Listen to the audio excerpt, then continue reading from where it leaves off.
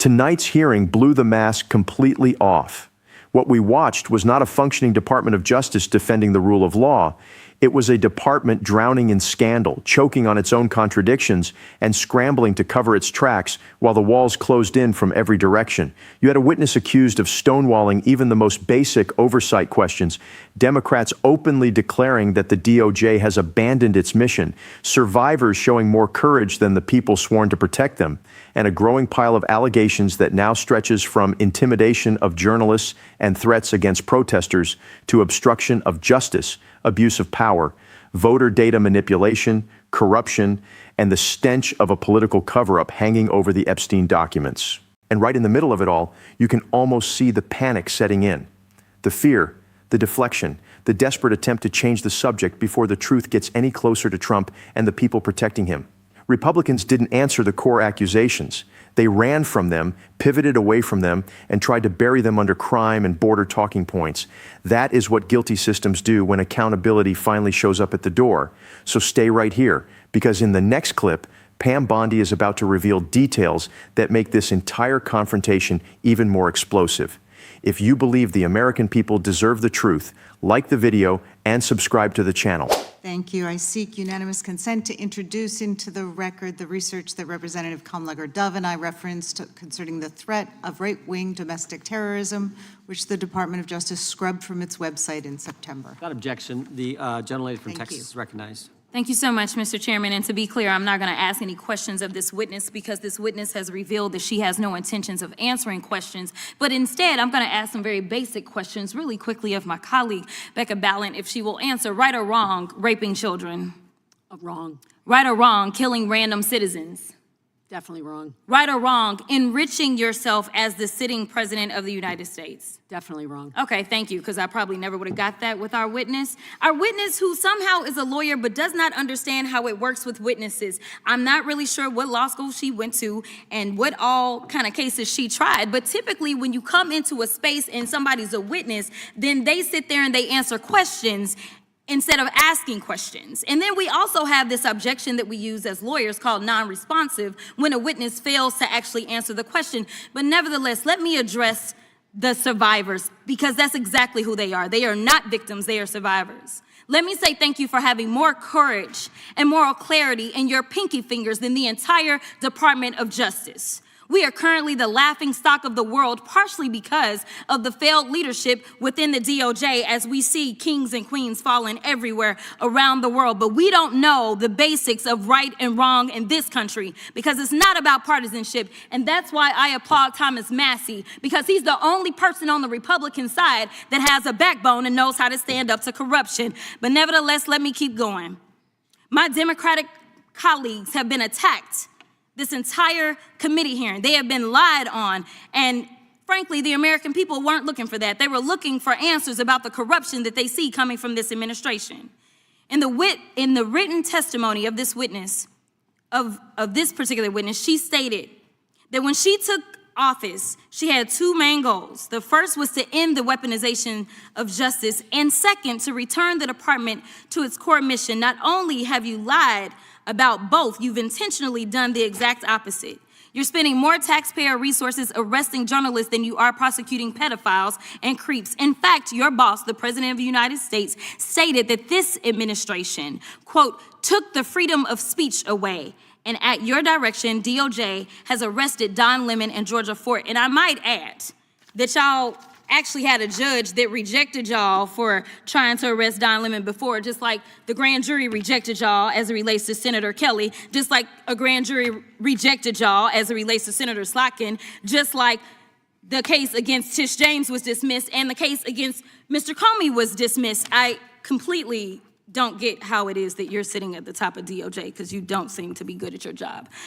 You're spending more taxpayer resources arresting these journalists. In fact, we know after Georgia Fort and Don Lemon were arrested, we know that there were homes of journalists that were raided.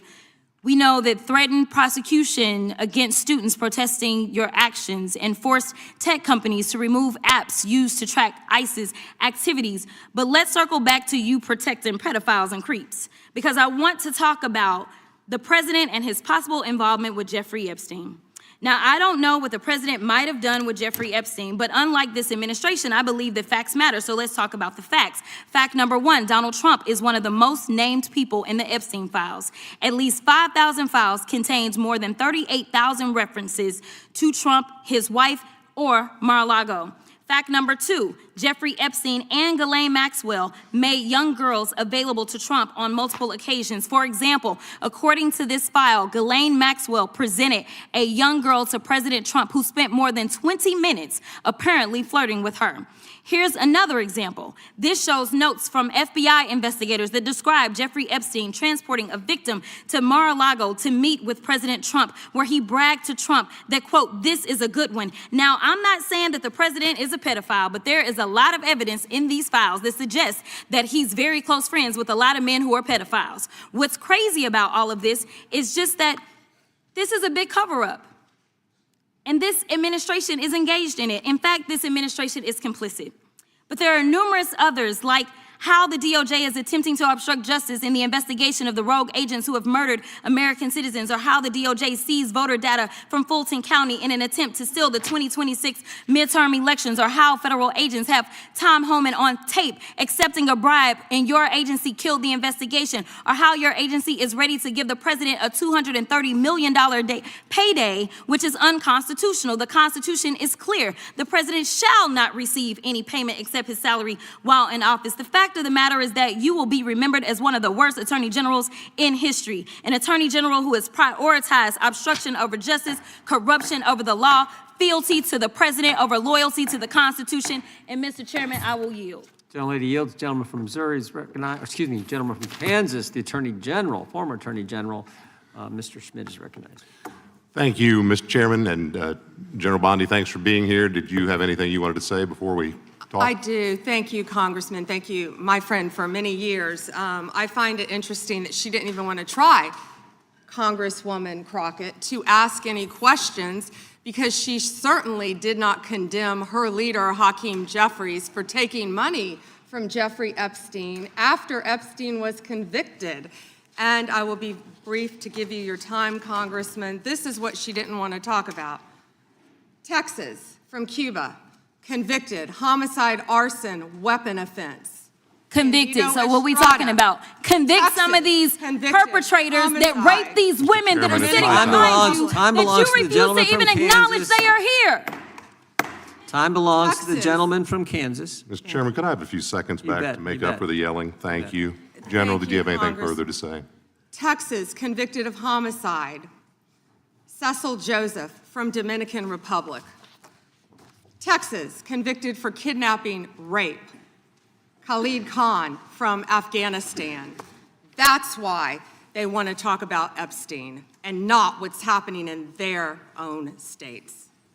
Thank you, General, and thank you for being here. And this has been quite a spectacle to observe today. I think it's sad. I ran for Congress because I thought we had serious problems in this country we wanted to try to fix together. And this performance today, not yours, General, but some of my colleagues, has not shored up my confidence that we are up to the task. You and I served together for 8 years when you were Attorney General of Florida and I in Kansas. You served professionally. I'm glad to be able to serve with you in these new roles. And What this hearing exposed was not just incompetence, it was rot. Pure rot at the top of a Department of Justice that looks less like a guardian of the law and more like a political shield for the powerful, a machine built to dodge, deflect, intimidate, and protect the people who think they are untouchable. When the questions got too close, they hid. When the facts got too dangerous, they pivoted. When accountability finally walked into the room, they acted like panic-stricken operatives trying to smother the fire before the whole country could see the smoke. That is the scandal here. Not just the stonewalling, not just the non-answers, not just the moral cowardice on display when survivors showed more courage than the officials sworn to defend justice. It is the bigger pattern. A DOJ accused of abandoning its mission, a political establishment terrified of the Epstein fallout, a system that seems more interested in targeting journalists, threatening dissent, and protecting power than delivering truth. And when Republicans had the chance to confront the heart of it, they ran straight for the usual distraction script on crime and the border, because that is what people do when they do not want to touch the real scandal sitting in front of them. They change the subject. They stall. They hide. They hope the public gets tired and looks away. Do not look away. Do not let them bury this under noise, spin, and performative outrage. Help this video break through the cover-up.